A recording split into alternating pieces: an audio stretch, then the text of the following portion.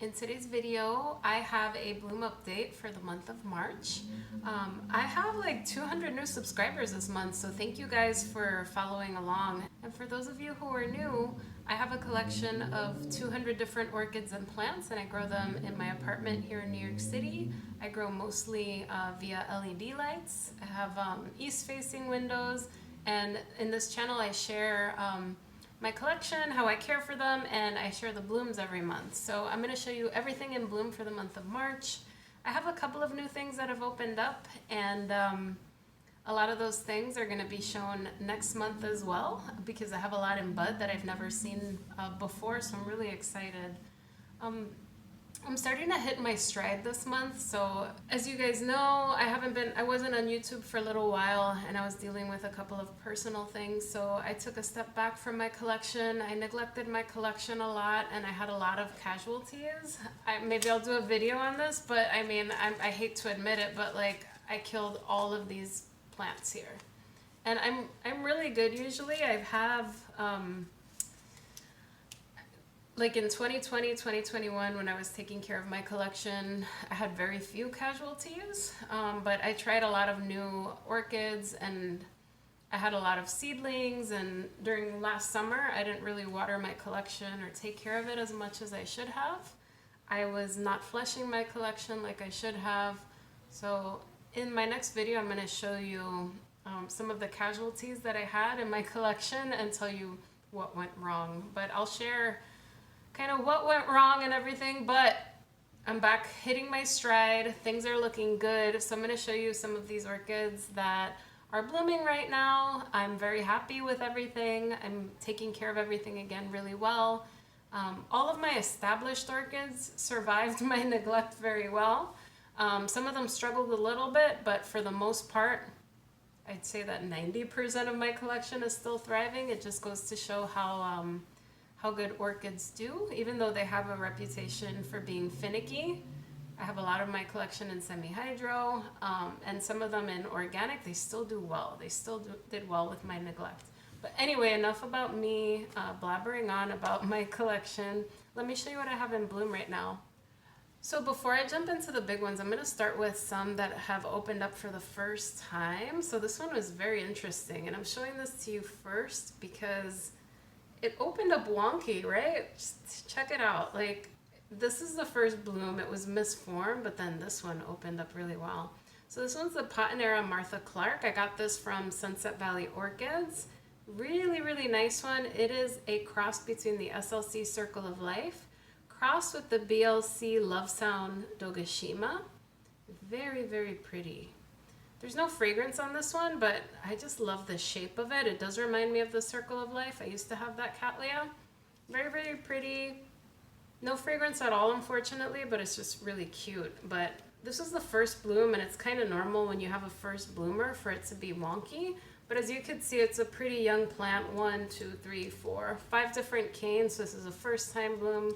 This is normal. Hopefully the shape continues to improve and look something more like that. But this is the SLC Martha Clarke. I'm showing you all the weird ones first, just to get them out of the way, then I'll show you the perfect ones later. But this one's the the LC Mini Blue Star. This one is a cross between the LC Mini Purple, Blue Hawaii, crossed with the Laleocattleya Cornelia Floralia. So this is, I think this is a Brazilian orchid. As you can see, it's a cerulean orchid. It's very, very wonky. Like, the shape is all messed up. The lip is all busted. I'm not liking the way it looks. My mom actually has this orchid as well, and the first 3 times that it opened up, it just opened up very, very ugly, very wonky. A lot of issues with the blooms, but the 4th time it bloomed, it was perfect. It was beautiful. So I'm gonna hang on to this. I know a lot of ceruleas, they get a lot of like wonky issues, so I'm not gonna give up on it. You can see it's like the form is just awful on this one, but I think with time it'll improve, so I'm not going to give up. I'm going to repot it. It's overdue. Clearly, I've spent way too long. I'm getting my bark today and my sphagnum moss today, so I'm going to start moving these over into organic, but we'll see what I do with these roots that are hanging out. But I'm going to give this another shot, and hopefully over time we can get this to improve. So this one is the LC Mini Blue Star. Now this next one is super, super cute. This one is the Caulocatlia, I believe. Ethel's Paradise, Hawaii. I'll put the name below for you. This is really, really cute. It's nice and pink, very, very pretty. It just opened up for me, just one flower. It was kind of like a rescue, so I got it as a gift. It was in bark and it dried out way too much. And everything was very, very shriveled when I received it. So I put it in moss. I put in this pot here in moss. I keep it nice and moist, and it's given me a single bloom. The last time it bloomed for me, I think it gave me like 4 different blooms. So I think it's recovered now, just given that it did bloom for me. It's no longer super shriveled. I'm going to be repotting it into a 4-inch pot with bark and some sphagnum moss, but it's looking good. Clearly you could see here that my cat ate it. She's something else, but she ate some of the leaves here. But this is really, really cute.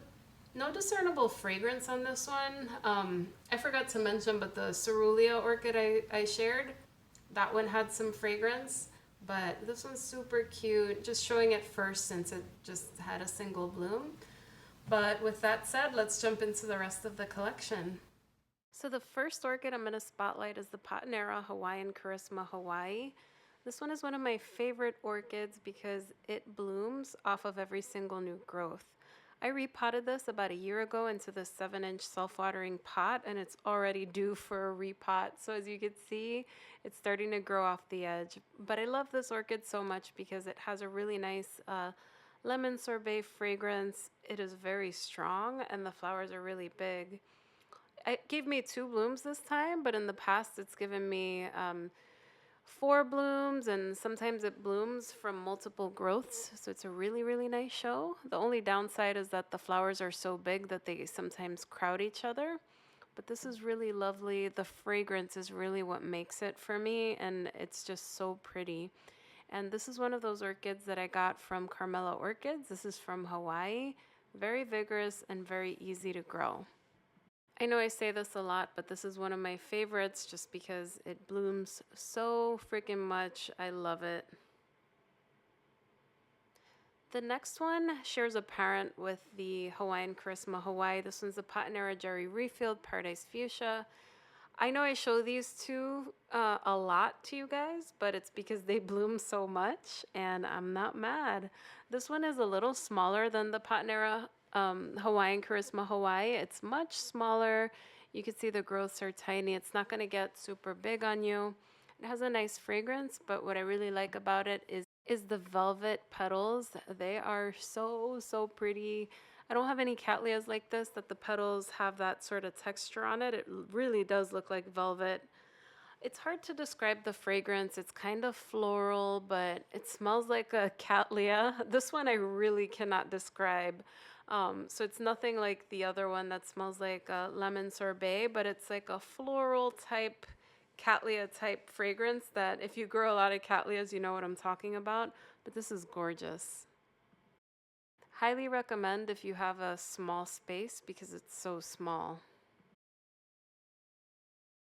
Next orchid is the Yuko Ito Volcano Queen. It's a Brassolaelio cattleya. This was a gift. It was a secret Santa swap, and I know this one came from Akatsuka Orchids. I didn't record a video on this one because I unfortunately grew it by the wall, and when the buds came in, they came in bent. So let me show you what I'm talking about. So as you can see, the spike kind of got wonky. One of the flowers is presented well, but the other one kind of grew a little deformed. I got this Christmas of 2021, and this is the 3rd or 4th time that it blooms. It's very vigorous. It's quite tall. It's one of my bigger cattleya orchids, and it already needs a repot. I think this is going to be one of my favorites too. Up next is the Lelio Cattleya Trick or Treat Mas Naranja. I got this orchid from the Temiami Orchid Festival in October of 2021. I got it from the vendor Plantillo La Orquídea, and it is the 2nd time that it blooms for me. So it bloomed for me around this time last year. I'm wondering if this is a 1-time per year bloomer or if I will get blooms more often. I never repotted it after getting it, so that's something I'm going to do very soon once it's done blooming. I do have my bark and my sphagnum moss ready to go, so this is going to be a priority orchid. But I love this for the amount of flowers that it gives you. This is the second blooming ever, so I know that over time the bloom count will increase. The flowers are small, the lip is really cute and dainty, the color is nice and bright orange. Only downside is that it has no fragrance. I actually got this by mistake thinking it was going to be the LC Volcano Trick, which has some yellow in the middle, but this is beautiful. I'm going to keep it. I will be repotting it very, very soon. It is really, really cute and super dainty. Next up, we have the Oncidium Golden Afternoon Rich Yellow. I did not have the idea on this orchid for years. It is one of the oldest orchids in my collection. It is like my second or third orchid. It is still going. It's very beautiful. It is the first Oncidium that I've bloomed, and it actually has a fragrance as well. It's one of those that's not too strong. It actually smells like a box of Crayola crayons, so that's very interesting. It smells kind of like waxy, you know. It's got nice sprays of flowers. They're very buttery. It's got a second spike as well growing in the back. This one only blooms for me once per year, so it doesn't bloom too often, but when it does, it tends to last pretty long, and the spikes are very, very long. Now the spike is bent because of the LED shelves. I had to kind of train it to grow outside because the spike was too tall, but as of right now, that second spike is starting to open. It's really pretty. The lip starts out yellow and then fades to white. It's really, really cute. And because it's so old in my collection, I'm keeping it forever. Moving on, we have the Dendrobium New Hope Mini. I actually had 3 of these at one point, and I gave one away to a friend. But this one is super cute. It's not too big. The flowers are just super, super adorable. I got 2 spikes on this one. I have it growing in semi-hydro. I find that my dendrobiums tend to tolerate semi-hydro really well, dendrobiums and cattleyas. This one gave me 2 different spikes. I have it displaying in my bedroom right now. It gives really nice sprays of cute little flowers, and it's kind of, I almost want to say it's a little shiny on the inside, but it like has like a subtle, subtle shimmer. It is super, super cute. That second spike is opening up for me very nicely. Like many den phals, this one does not have any fragrance, but it really makes up for it in the cuteness department. I really enjoy this orchid. It's super, super cute. Next up, we have the Proctavola Key Lime Stars. This one is actually labeled as the Vonera Key Lime Stars. I never know what name is being used, but this one blooms for me a lot. So I got this as a tiny seedling from Hauserman Orchids. You guys see this a lot because it is always blooming. I need to repot it. It's giving me 1, 2, 3, 4. Is that 5 blooms? Yeah, 5 blooms. It's growing really nicely. The blooms are also super crowded here. This one is a cross between the Lime Sherbet and the Brassavola nodosa.